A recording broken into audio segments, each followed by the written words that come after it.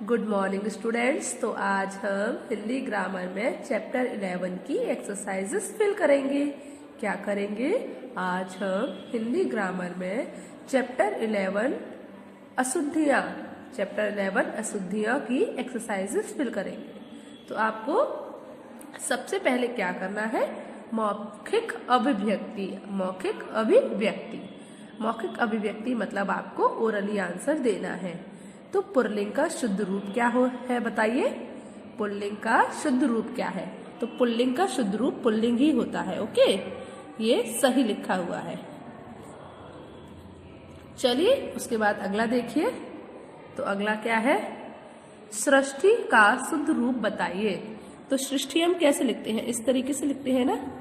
तो सृष्टि का शुद्ध रूप क्या है? सृष्टि। ओके, चलिए अब हम अपनी अगली एक्सरसाइज देखते हैं। कौशल लेखन मतलब आपको यहाँ पर लिखकर आंसर देना है। ठीक है, तो फर्स्ट एक्सरसाइज हमारी क्या है? सही विकल्प पर सही का चिन्ह लगाइए। आपको क्या करना है? इसमें से सही विकल्प छांटना है और उस पर सही का चिन्ह लगाना है। ओके, चलिए देखते हैं। तो फर्स्ट क्या है? पुष्प शब्द का शुद्ध रूप है पुष्प या पुष्प। बताइए पुष्प कौन सा है सही? ये वाला सही है। ओके, तो ये हम क्या लिखा है? पुष्प लिखा है। तो पुष्प शब्द का शुद्ध रूप क्या है? पुष्प। ओके, तो पुष्प रूप का शुद्ध शब्द क्या होता है? पुष्प। हम क्या बोलते हैं? पुष्प। चलिए तो अब हम अगला देखते हैं। अगला क्या है?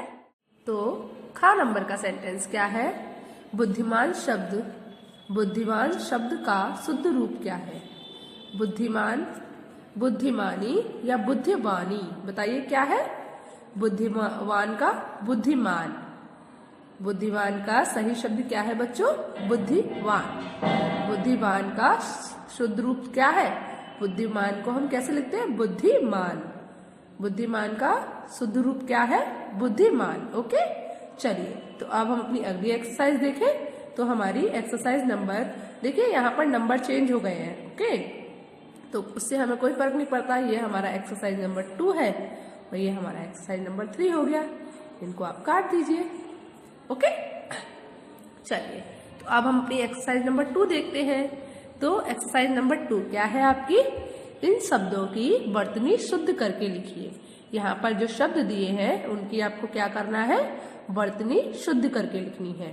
तो अध्ययन ऐसे तो नहीं लिखा जाता। कैसे लिखा जाता है? अध्ययन। क्या लिखते हैं? अध्ययन। अध्ययन नहीं होता, क्या होता है? अध्ययन। ओके, चलिए उसके बाद अगला है मृग। मृग नहीं होता है बच्चों, क्या होता है? मृग। क्या होता है? मृग। मृग नहीं होता, क्या होता है? मृग। उसके बाद अगला जो शब्द है वो है पृथ्वी। पृथ्वी नहीं होता, क्या होता है बच्चों? पृथ्वी। क्या होता है? पृथ्वी। ठीक है, पृथ्वी नहीं होता, क्या होता है? पृथ्वी। उसके बाद अगला है निर्दय। निर्दय नहीं होता, निर्दय। क्या होता है? निर्दय। क्या होता है बताइए मुझे? निर्दय। चलिए उसके बाद अगला है आश्चर्य। आश्चर्य नहीं होता, आश्चर्य। क्या होता है? आश्चर्य। उसके बाद अगला क्या है? किरोध नहीं होता, क्या होता है? क्रोध। क्या होता है बच्चों? क्रोध। उसके बाद अगला है शरीर नहीं होता, क्या होता है? शरीर। क्या होता है? शरीर। शरीर नहीं होता, शरीर। ठीक है, परमात्मा नहीं होता। बताइए अगला शब्द है परमात्मा नहीं बोलते, क्या बोलते हैं? परमात्मा। क्या बोलते हैं? परमात्मा। परमात्मा तो नहीं होता ना, क्या होता है? परमात्मा। तो पहला शब्द है अध्ययन, जिसको हम कैसे लिखते हैं? अध्ययन। ये बोलते भी हम लोग गलत है तो इसीलिए लिख देते हैं गलत। तो वैसे क्या होता है? ये अध्ययन। अगला है मृग, उसको हम कैसे लिखते हैं? मृग। उसके बाद अगला है पृथ्वी को कैसे लिखते हैं? पृथ्वी। क्या लिखते हैं? पृथ्वी। उसके बाद अगला है निर्दय को हम कैसे लिखते हैं? निर्दय। उसके बाद अगला है आश्चर्य को हम कैसे लिखते हैं? आश्चर्य। उसके बाद है अगला किरोध मतलब क्रोध। क्रोध को कैसे लिखते हैं देख लीजिए। उसके बाद अगला है, बताइए, शरीर। शरीर को हम कैसे लिखते हैं? शरीर। उसके बाद अगला है परमात्मा। क्या होता है? परमात्मा। तो बच्चों, आपको ये एक्सरसाइज समझ आई कि इन शब्दों की आपको क्या करना है? वर्तनी शुद्ध करके लिखनी है। राइटिंग सभी बच्चे साफ और सुंदर लिखेंगे। ओके, साफ साफ लिखिएगा सब लोग। ओके, चलिए अब हम अपनी अगली एक्सरसाइज देखते हैं। तो अगली एक्सरसाइज क्या है?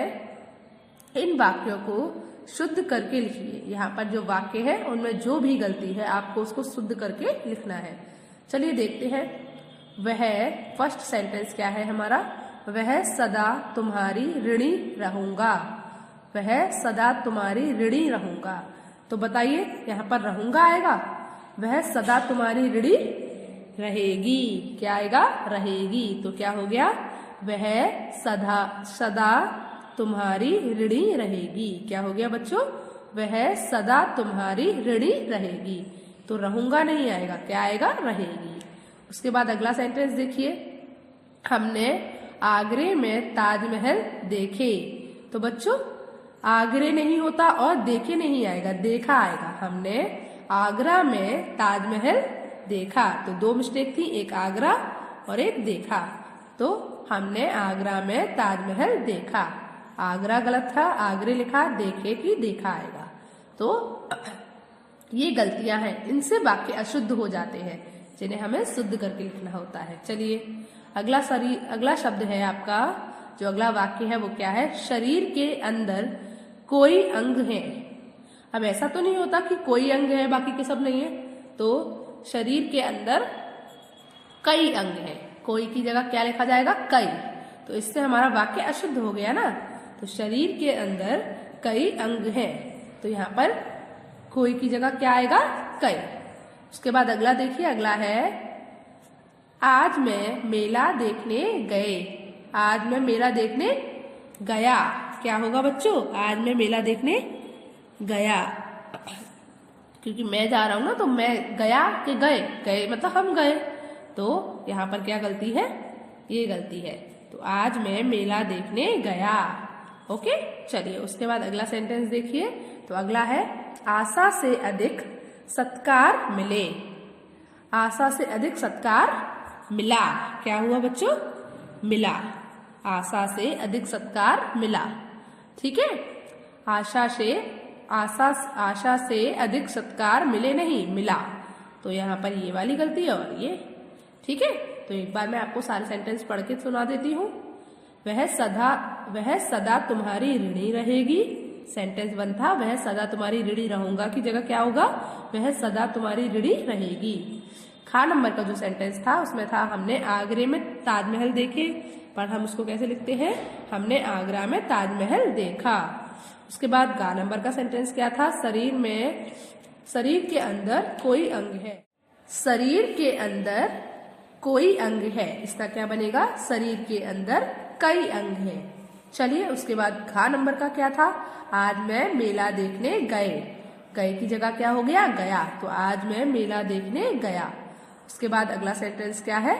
आशा से अधिक सत्कार मिले। तो क्या हो गया? मिले की जगह मिला। तो आशा से अधिक सत्कार मिला। ओके, चलिए अब हम अपनी अगली एक्सरसाइज देखते हैं। तो अगली एक्सरसाइज क्या है बच्चों हमारी? इन नीचे दिए गए वाक्यों में लिंग वचन कारक में से कौन सी अशुद्धियां हैं? वाक्य के सामने लिखिए। मतलब यहाँ पर जो वाक्य दिए हैं उनमें जो भी अशुद्धि है आपको वो क्या करना है? वाक्य के सामने लिख देनी है। जैसे फर्स्ट सेंटेंस जो है हमारा वो क्या है? राम, लक्ष्मण और सीता वन को गए। अब बताइए 3 लोग जा रहे हैं तो गई होगा या गए होगा? तो यहाँ पर ये गलत है। क्या सही आएगा? गए। तो राम, लक्ष्मण और सीता वन को गए, ना कि गई। ओके, तो यहाँ पर मिस्टेक क्या है? अशुद्धि क्या है? गई। तो उसको हमने सही करके यहाँ पे लिख दिया सामने कि सही क्या आएगा? गए आएगा। चलिए उसके बाद अगला सेंटेंस देखिए। लड़का छत में खेल रहा है। छत में नहीं, छत पर खेलेगा। छत में मतलब छत के अंदर। तो छत के अंदर तो नहीं खेलते हम, छत पर खेलते हैं ना। तो लड़का छत पर खेल रहा है। तो यहाँ पर मैं गलती है और उसके स्थान पर क्या आएगा, पर आएगा। ओके, चलिए अगला सेंटेंस देखिए। अगला सेंटेंस है मैं शनिवार के दिन जाऊंगा। के दिन नहीं, को जाऊंगा। मैं शनिवार को जाऊंगा। तो यहाँ पर के दिन गलत है, क्या आएगा, को जाऊंगा। ओके, चलिए उसके बाद अगला देखिए। अगला क्या है, सभा में अनेकों लोग आए थे। तो अनेकों के स्थान पर क्या आएगा बच्चों, अनेक लोग आए थे। तो यहाँ पर क्या गलती है, अनेकों गलती है। ठीक है, और उसके स्थान पर क्या आने वाला है, अनेक आने वाला है। तो सभा में अनेकों लोग आए थे, उसमें क्या गलत है, अनेकों गलत है। क्या आएगा, सभा में अनेक लोग आए थे। ठीक है, चलिए उसके बाद अगला देखते हैं। मैं 5वीं कक्षा में पढ़ता हूँ। मैं 5वीं कक्षा में पढ़ता हूँ, 5वें नहीं, 5वीं। ठीक है, तो यहाँ पर 5वीं गलत है, 5वीं आएगा। तो मैं 5वीं कक्षा में पढ़ता हूँ। ठीक है, तो फर्स्ट सेंटेंस में गई गलत था, उसकी जगह गए आएगा। सेकंड सेंटेंस में मैं गलत था, पर आएगा। थर्ड सेंटेंस में के दिन की जगह को आएगा। फोर्थ वाले सेंटेंस में अनेकों की जगह अनेक आएगा। फिफ्थ वाले सेंटेंस में 5वें की जगह 5वीं आएगा। तो ये अशुद्धियां हैं इन वाक्यों में। ओके, चलिए तो अब हम अपनी अगली एक्सरसाइज देखें। तो अगला है कौशल रचना। आपको ये एक्सरसाइज कौशल रचना मतलब अपने दिमाग, अपनी बुद्धि के योग से करना है, मतलब बुद्धि लगाकर करनी है, अपना दिमाग यूज करके करनी है। अध्यापक विद्यार्थियों से नीचे दिए गए वाक्यों में अशुद्ध प्रयोग वाले शब्दों पर गोला करवाएं। मतलब आपको क्या करना है, आपको उन शब्दों पर गोला करना है जो यहाँ पर अशुद्ध है। ठीक है, जैसे हम तुम्हें मदद करना चाहते हैं। तो बच्चों यहाँ पर हम तुम्हें मदद करना नहीं चाहते, हम तुम्हारी मदद करना चाहते हैं। तो यहाँ पर तुम्हें की जगह पर क्या आना चाहिए था, तुम्हारी। तो हम तुम्हें मदद करना चाहते हैं, ये गलत हो गया। क्या होता, हम तुम्हारी मदद करना चाहते हैं। चलिए अगला सेंटेंस देखते हैं। मेरी पिताजी दिल्ली में रहते हैं। अब बताइए, मेरी पिताजी दिल्ली में रहते हैं, सही है? नहीं, क्या होना चाहिए था, मेरे पिताजी दिल्ली में रहते हैं। अगर माताजी होता तो मान लेती मेरी, पर मेरे पिताजी, तो मेरी यहाँ पर गलत है। क्या आएगा, मेरे पिताजी आएगा। तो क्या हो गया, मेरे पिताजी दिल्ली में रहते हैं। चलिए उसके बाद अगला सेंटेंस क्या है, वे प्रतिदिन परस्पर आपस में झगड़ती हैं। तो बच्चों देखिए, यहाँ पर परस्पर मतलब आपस में एक ही बात है, तो यहाँ पर परस्पर शब्द का यूज नहीं होगा। वे प्रतिदिन आपस में झगड़ती हैं, हो जाएगा सही। तो यहाँ पर जो परस्पर है वो कट जाएगा। तो वे प्रतिदिन आपस में झगड़ती हैं, परस्पर शब्द नहीं यूज होगा। ठीक है, उसके बाद 4th नंबर का सेंटेंस देखिए। सीढ़ी पर नहीं चढ़ो। नहीं की जगह मत का यूज करते हैं। जब हम इम्पेरेटिव सेंटेंस में पढ़ते हैं तो हम कैसे कहते हैं, मत करो, मत खेलो, मत देखो। तो ऐसे ही यहाँ पर नहीं की जगह क्या यूज होगा, सीढ़ी पर मत चढ़ो। क्या होगा यूज, सीढ़ी पर मत चढ़ो। तो यहाँ पर नहीं की जगह मत का यूज होगा। चलिए 5th नंबर का सेंटेंस देखिए। तालाब बहुत नीचा था। नीचा मतलब गहरा था, तो यहाँ पर नीचे की जगह क्या यूज होगा, गहरा। तो तालाब बहुत गहरा था। ठीक है, आप यहाँ क्या यूज कर सकते हो, गहरा था। तो फर्स्ट सेंटेंस, हम तुम्हारी मदद करना चाहते हैं।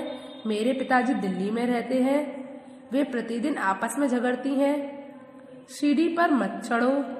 तालाब बहुत गहरा था। तो इनमें मिस्टेक क्या है, तुम है। फर्स्ट सेंटेंस में जो मिस्टेक है वो है तुम है। सेकंड सेंटेंस में जो मिस्टेक है वो है मेरी। थर्ड में परस्पर। फोर्थ वाले में नहीं। फिफ्थ वाले पे नीचा। तो आपको क्या करना है, आपको इन शब्दों पर सर्कल करना है। ओके, तो बच्चों आपको हिंदी ग्रामर के चैप्टर 11 की एक्सरसाइजेस समझ आई। तो आज आपको क्या करना है, आज आपको होमवर्क में हिंदी ग्रामर के चैप्टर 11 की सभी एक्सरसाइज अपनी हिंदी ग्रामर की फेयर नोटबुक में लिखनी है। क्या करना है आज आपको होमवर्क में, आज आपको होमवर्क में हिंदी ग्रामर के चैप्टर 11 की सारी एक्सरसाइजेस अपनी हिंदी ग्रामर की फेयर नोटबुक में लिखनी है। ओके, चलिए गुड बाय।